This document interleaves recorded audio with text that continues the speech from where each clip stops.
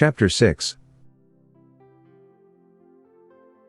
My master was yet wholly at a loss to understand what motives could incite this race of lawyers to perplex, disquiet, and weary themselves, and engage in a confederacy of injustice, merely for the sake of injuring their fellow animals. Neither could he comprehend what I meant in saying, they did it for hire.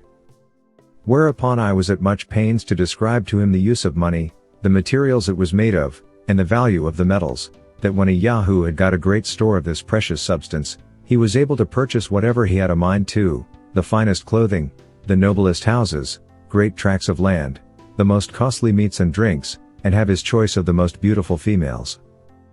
Therefore, since money alone was able to perform all these feats, our Yahoos thought they could never have enough of it to spend, or to save, as they found themselves inclined, from their natural bent either to profusion or avarice, that the rich man enjoyed the fruit of the poor man's labor, and the latter were 1,000 to 1 in proportion to the former, that the bulk of our people were forced to live miserably, by laboring every day for small wages, to make a few live plentifully.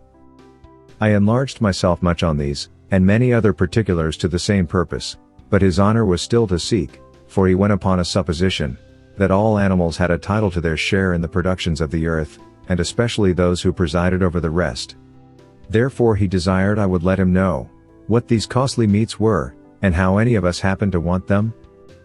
Whereupon I enumerated as many sorts as came into my head, with the various methods of dressing them, which could not be done without sending vessels by sea to every part of the world, as well for liquors to drink as for sauces and innumerable other conveniences.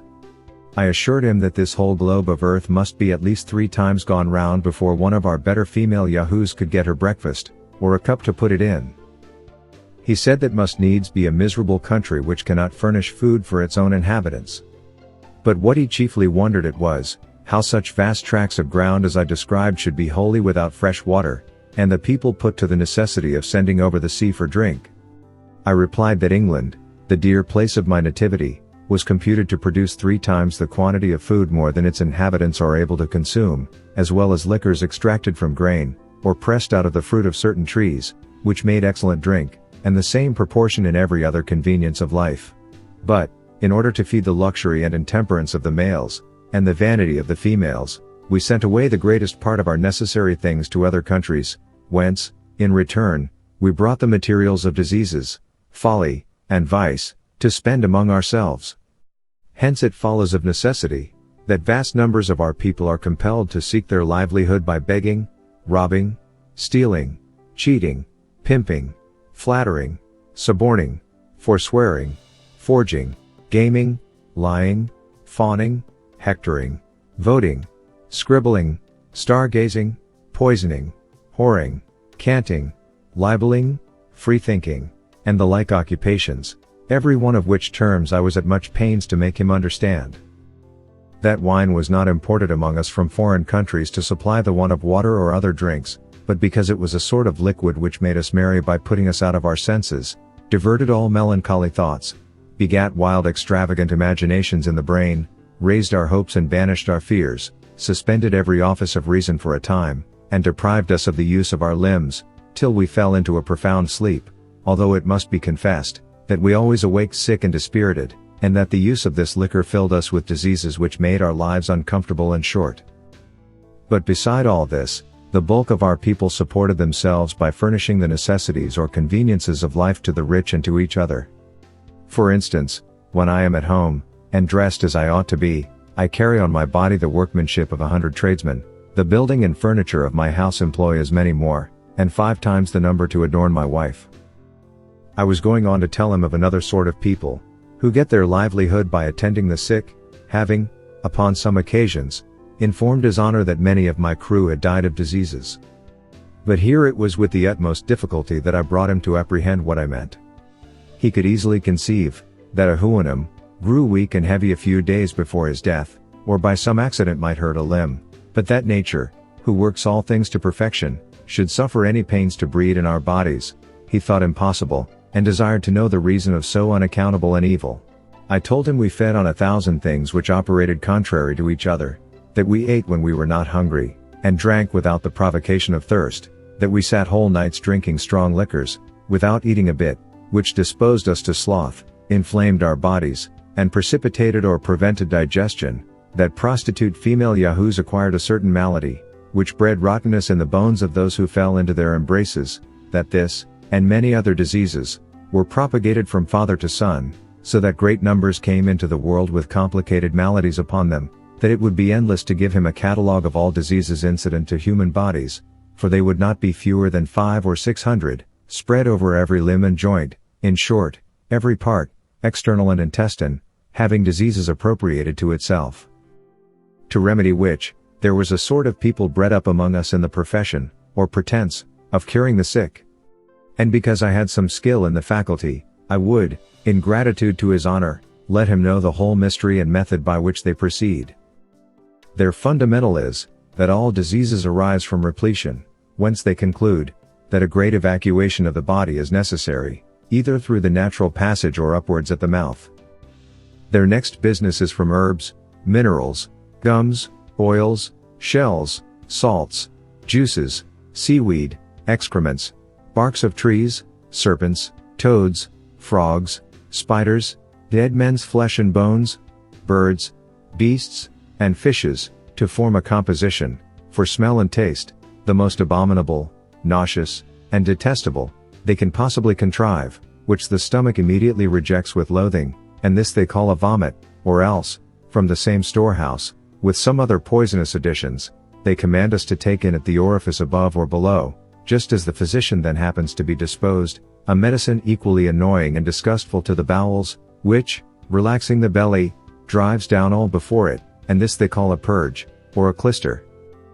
For nature, as the physicians allege, having intended the superior anterior orifice only for the intromission of solids and liquids, and the inferior posterior for ejection, these artists ingeniously considering that in all diseases nature is forced out of her seat, therefore, to replace her in it, the body must be treated in a manner directly contrary, by interchanging the use of each orifice, forcing solids and liquids in at the anus, and making evacuations at the mouth. But, besides real diseases, we are subject to many that are only imaginary, for which the physicians have invented imaginary cures. These have their several names, and so have the drugs that are proper for them, and with these our female yahoos are always infested.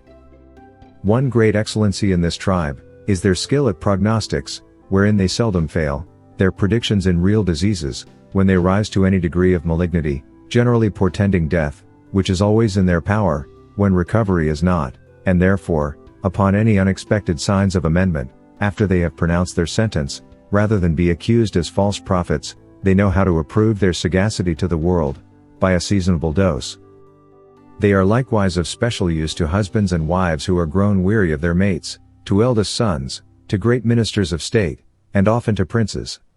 I had formerly, upon occasion, discoursed with my master upon the nature of government in general, and particularly of our own excellent constitution, deservedly the wonder and envy of the whole world. But having here accidentally mentioned a minister of state, he commanded me, some time after, to inform him, what species of Yahoo I particularly meant by that appellation.